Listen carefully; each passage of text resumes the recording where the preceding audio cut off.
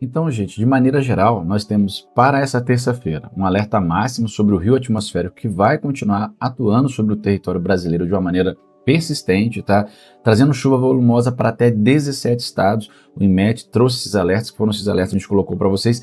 Tem regiões que podem chover até 200 milímetros ou até mais do que isso, áreas que exigem atenção e que a Defesa Civil já está alerta. O Sudeste é o epicentro do risco sob chuva extrema. Nós temos uma combinação de uma frente fria semi-estacionária com a zona de convergência do Atlântico Sul, que concentrou os maiores volumes de chuva no leste de Minas Gerais, no Espírito Santo e também no norte do Rio de Janeiro. O solo já está encharcado, o que amplifica o perigo em toda essa faixa que pega os 3 estados, tá? A ameaça não é uma força isolada, mas a persistência da chuva, tá?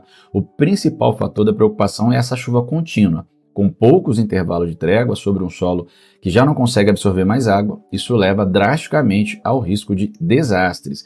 Esse desastre é um risco hidrológico, tá? Com alagamentos, com enxurradas, transbordamentos de rios e córregos, além do risco geológico com deslizamento de terra em áreas de regiões de serra, regiões onde